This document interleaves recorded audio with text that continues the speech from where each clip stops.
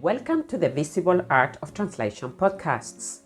This series of podcasts are part of the EU-funded INCREC project. Our focus is creativity, translation and technology in literary and audiovisual translation. Our goal with this series is to give visibility to the often invisible skills, role and voice of professional translators.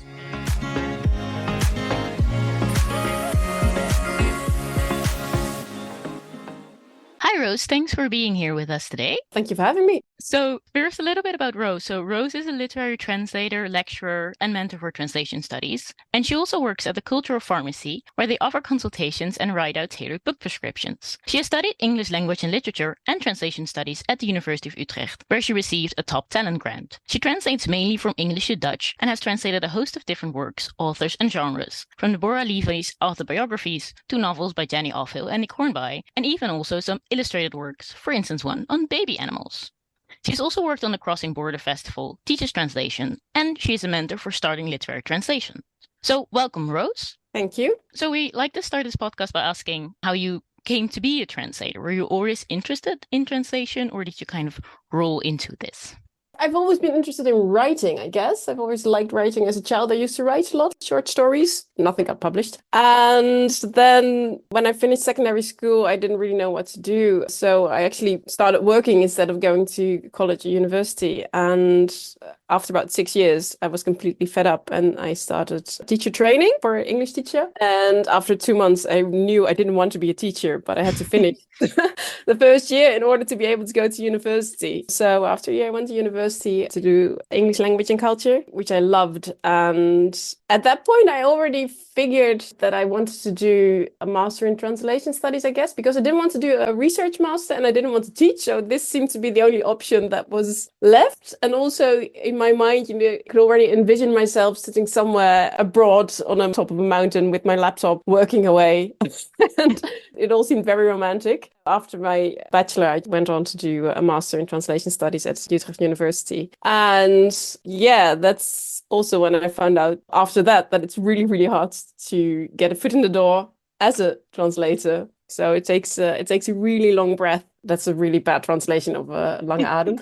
No, you really have to go for it and fight for it. And then I do believe that you will get your break and get your chance to be a translator. And I've loved it from the start. I think it's a marvelous job. You're allowed into so many different worlds and to really investigate what writers are doing, what they're trying to accomplish. There's so many things that are hidden in text. Even for me, after when you think you've finished, and then sometimes when the book's already been printed and you get it back and then you realize, I missed this one. So actually it doesn't end translating. That's why most of the time I don't actually read the translations once they've been printed. I'm afraid I will run into something that I would then change, or that I think, oh, wait, there's even more to this than I thought in the whole process. So also because it's really a practical way of using your language. That's what I really like about it. And you're actually creating a product, something tangible. That's what I really, really like about translating. At the end of every project, you have something tangible, which I'm generally really, really proud of.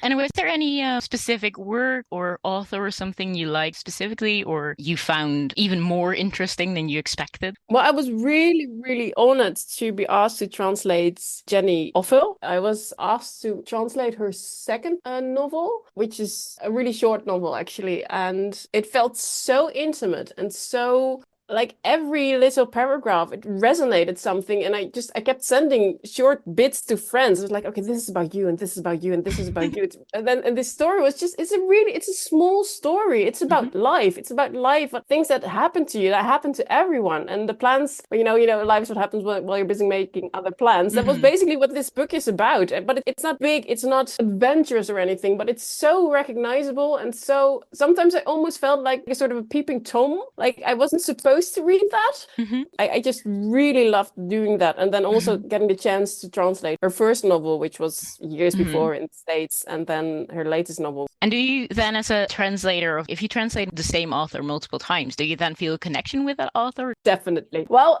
with Jenny, it's also, we've been in touch. We've met a few times, and she wanted to have photos of my baby when it was born. And so she could sort of live vicariously through my daughter because her own kid was, going off to university. So, I mean, but that's something you have to be aware of, that you're translating characters and voices, but it's not necessarily the writer, I think. No, you are translating, of course, the writer, but as a writer and as a translator, you're supposed to be able to become everyone and everything, I think. So, of course, you recognize certain style, but I've also translated several works by Levy, and also both fiction and non-fiction. And the non-fiction is a completely different style than the fiction.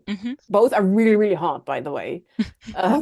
But the non-fiction really is her voice, and the fiction really is a character's voice and a narrator's voice and an implied author's voice. So I think you have to be aware as a translator not to actually put your own interpretation or what you think belongs to this author or is characteristic for this author, to put that on the work. You have to see each work as an individual piece. Sometimes you do recognize things and styles and voices, but I don't think it's always the case.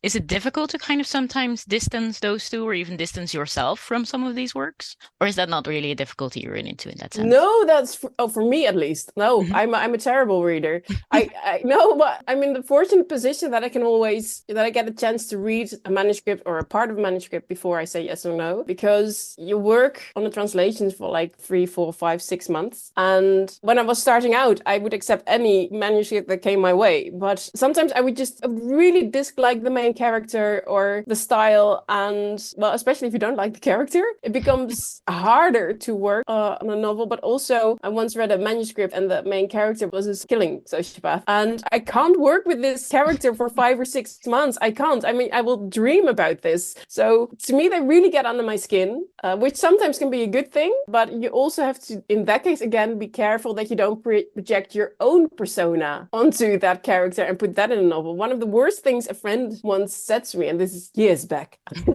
No, I loved this novel, and sometimes I could hear you speak. I was like, no, that's not what's supposed to happen. It's not supposed to be me who's talking. And of course, there's always part of you as a translator, and you have your own preferences and perhaps a few words that are very specific for your vernacular, or of course that's in that. But if it's literal turns of phrases that you can allocate to me, so I became much more aware of that due to her comment.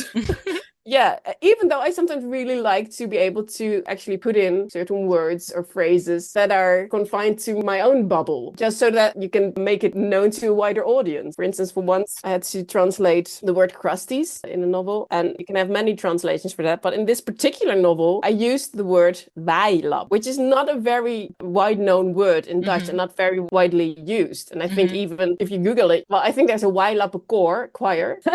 But if you Google it, there'll probably a mention about this book for this word being used. But through the context, you know exactly what it means. And you get a picture in your head of what these people look like, how they behave. So it was the perfect word to use there. So also, my boyfriend, he used to have a cat and it was called Truffle. And in this book I was translating was a dog that was called Dinner. And there was wordplay on dinner and something about side dishes and things like that. And either we should have maintained dinner or it should have become some like equivalent for a meal, but it wouldn't be funny. So we used truffle. And then instead of side dish, we could somewhere use like an ordinary mushroom or something like that. And my point was that I used things from my own environment.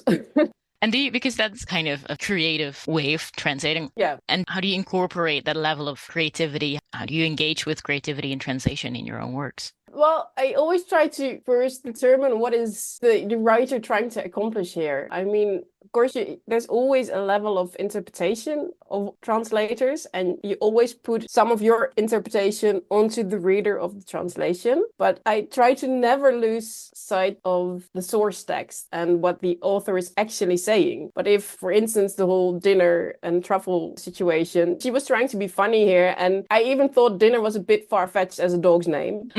But the intention was to have a pun on it somewhere, which would make sense. So then I'm thinking, okay, I can't use dinner. It becomes sort of far-fetched in Dutch to translate it that way. And I think you might, as a reader, then be aware of what you're reading more. And when it became truffle, it was so incorporated into the text that you, as a reader, I think you don't realize that it's a translation. And I think that's what your creativity should do. I think your creativity should never become like, okay, you're writing a new work, but what you're writing as a translator should be the story of the original, of the writer. You can't just start putting things in or start embellishing things because you like it better that way. It's still, what was the writer saying, and how can I, what he or she is trying to say or trying to do, how can I make sure that this is going to be the same experience for the reader of the translation? And that is where you start getting creative. And is creativity then a good thing, or is it a difficult thing sometimes if you have to find these quote unquote equivalences? Or is it both?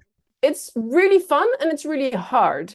In your creativity, you're also looking at, are you going for meaning, or is form or style important? For instance, going back to Deborah Levy, she's mean. What she did, she's in her living autobiography, and I think it was in the second or third part of this autobiography series. She then at some point mentions translators and mentions that sometimes translators come to her with questions. We have as well. I translated her work together with Astrid Huisman. And at the end of a translation, we always have a list of things that that are either ambiguous or maybe wrong even in text, or sometimes we're like, it's ambiguous but we can't put the ambiguity in the translation, so is it possible to, or which meaning is most important to you? And we try to keep these questions very, very limited. But she was mentioning translators, and then she started talking about language in her book, and she was talking about how language is sacred and scared and scarred.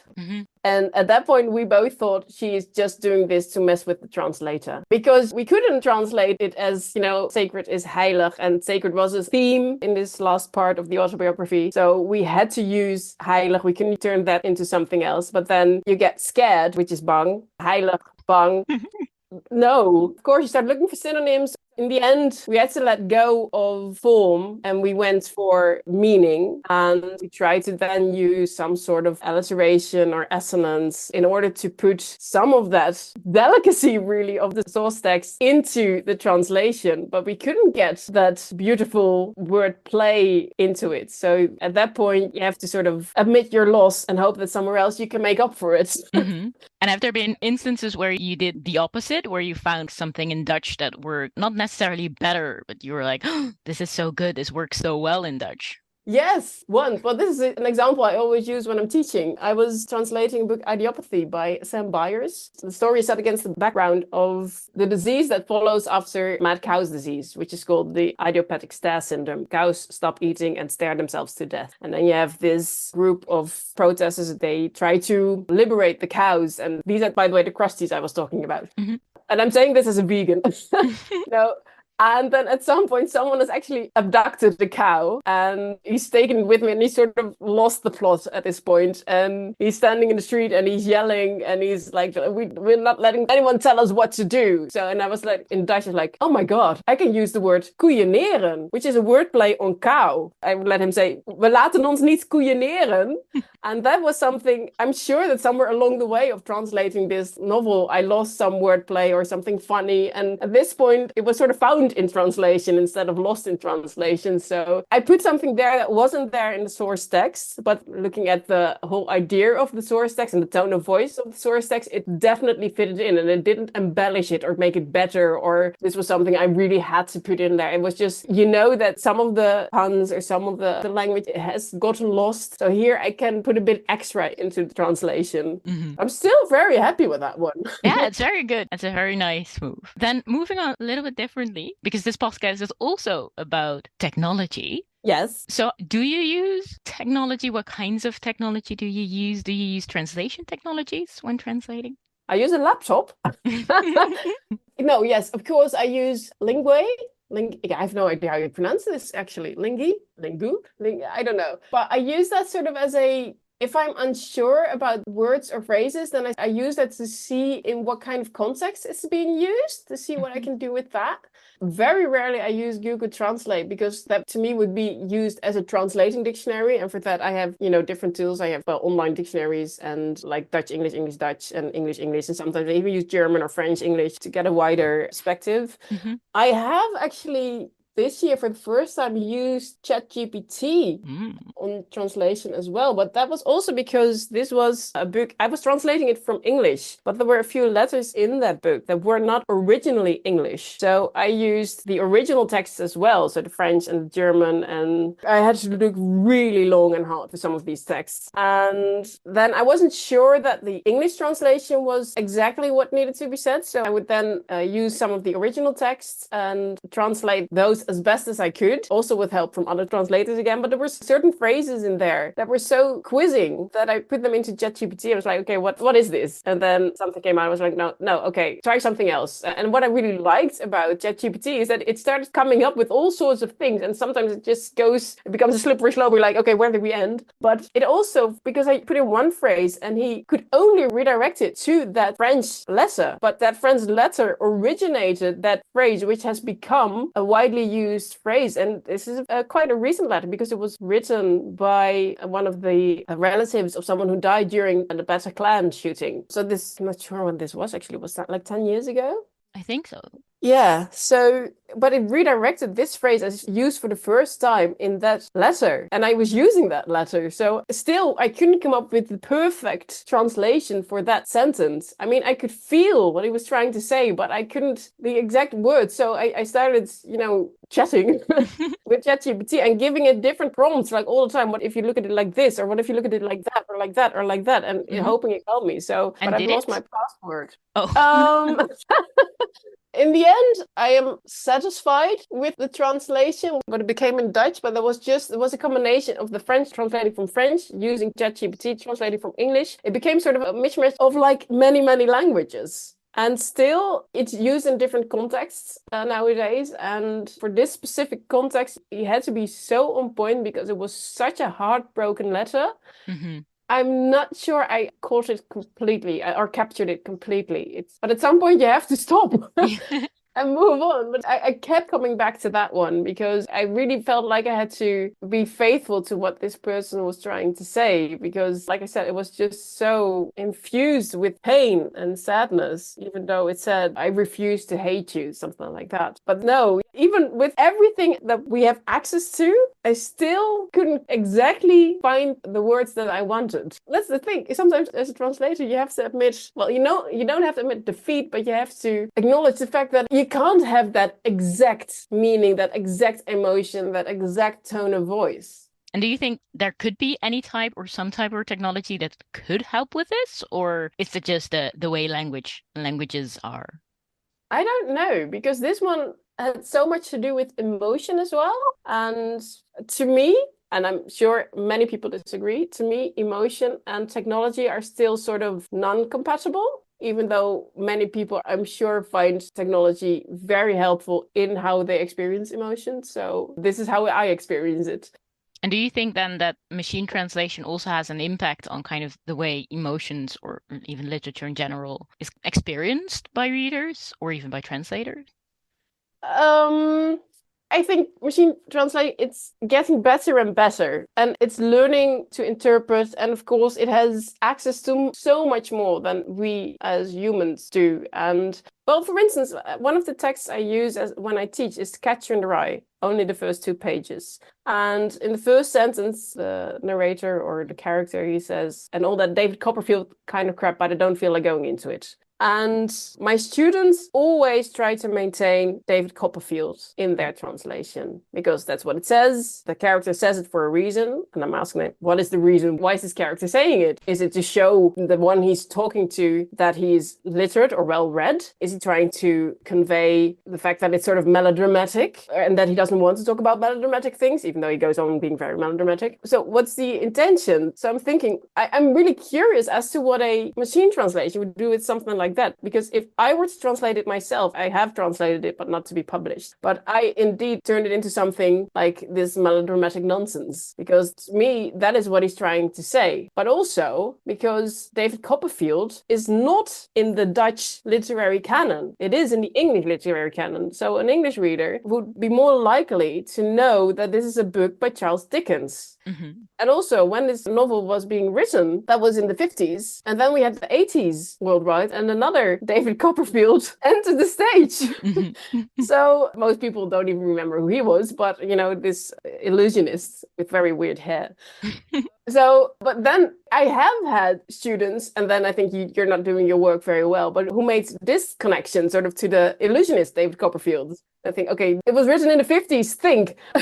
But I'm curious as to what a machine translation would do, because I think a machine translation would automatically translate this as a David Copperfield nonsense, something like that. But it wouldn't go into the fact that David Copperfield is a melodramatic story, also told by, or the narrator there is sort of the same age as Holden Caulfield, I think, in Catcher in the Rye. So sort of this intertextuality that is going on there. And I mean, probably machine translation would figure out this intertextuality, but what to do with it? So, or would you go for some sort of stealth glossing, or would you, as a Dutch translator, would you then maybe sort of make it more generic and go into this, would you turn it into something like this Charles Dickens nonsense, or sort of melodramatic Charles Dickens nonsense, so that you still have this sort of literate element in, or this well-read element, but also you get the element of this being a referral to something melodramatic. I have no idea how a machine translation would work on this. I would think they would just put in David Copperfield nonsense and move on. So I don't know. And sometimes as a translator, you make too many problems. I had a teacher, and his motto was turn everything into a problem. And someone printed that onto one of those, you know, quote tiles when I graduated. And this was hanging in my living room, and then it sort of started to affect my entire life. So I removed it. Yeah. You turn everything into a problem as a translator. And maybe, I have no idea what a machine AI would do with that. If they would only think in solutions. So you are not really using machine translation in a large amount yet, but do you feel like that is the case, like within the profession, both of literary translations and translations in general? Is it? Yes. Or, well, as I hear around me, that the amount of work is declining for non-literary work. A friend of mine, and he's only now working part-time as a translator, because he doesn't do literary translations, but only business and commercial translations. He's also been asked to actually do post-editing on machine translation, or what he now offers as well is, for instance, when it's an academic writing that he offers, would you like me to post-edit a machine translation, or do you want to pay full price for a human translation? So he gives that as an option.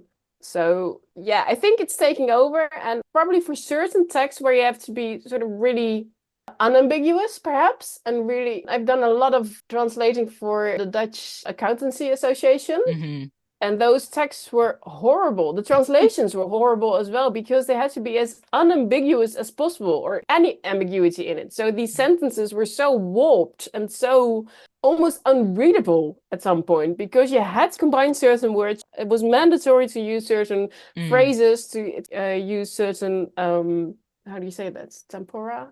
Tenses? Tenses, yes. And I think for that, machine translation is actually an outcome. An outcome. But see, I start making a really weird translation from Dutch again. But they might really offer relief in that case. But for instance, the same friend, he was translating this text. He's a Dutch English translator, and he was translating a text about this baking contest. And he was trying to come up with puns on baking. And it was about certain things of bread. And he's not that creative, actually. So I was like, okay, come on, man. Make some like raisin, and then raisin as in raisins, the dried grapes, raisin steaks, or, and so we came up with a few phrases with wordplay in that. I was thinking, how is machine translation going to do that? Even if it sees like a wordplay in Dutch. And even if you do post-editing, then I think it's harder if you're not really as involved in the text as you are when you're translating it, that it becomes harder to be creative in post-editing. Yeah, fair. Yeah, I think that is a general problem. So very brief final question. It's a dramatic question, but That's why it's the final question. What do you think a world without translators look like if machine translation replaces professionals? Drab. Yes. Well, I think machine translation and AI in general has a major influence in global languages and language use. But as I understand it, AI is learning. Of course, the first learning curve was learning from human input, but then it starts learning from its own input. And so you start to reuse and recycle the same phrases, words, language over and over. And I think as a writer and as a translator, you are always looking for or using this enormous, which I find very hard sometimes to express in English, that you have to choose from. And you're also sort of like a keeper of languages. So, for instance, like certain grammar rules have been abolished in Dutch. Of course, like you can now use overnieuw instead of opnieuw or over. I'm telling my students, you're allowed to use that now, and it's fine. It's grammatically correct, but you're also a keeper of the language. So you can also just choose to do it as it was, to use these different possibilities and to really try and capture these tones of voice. That every text is in itself unique. It's supposed to be unique. I'm afraid that it will lose some of that text become more generic. And I think especially in literature that its form, its style, its tone, which makes it unique, which make every book, every novel unique. And I'm afraid that this will become narrower. Yeah. Well, that sounds like a dystopian view. I think we're almost out of time. Yeah. So I wanted to thank you for being here and sharing your very interesting insights. It was great talking to you. Thank you for having me. Thank you again to our invited speaker, and to our listeners. Thank you for being there, and feel free to share our podcasts with your family, friends, and colleagues. This is part of a series of podcasts of the EU-funded INCREC project. So follow us for more episodes, and please share your comments on this platform. See you next time.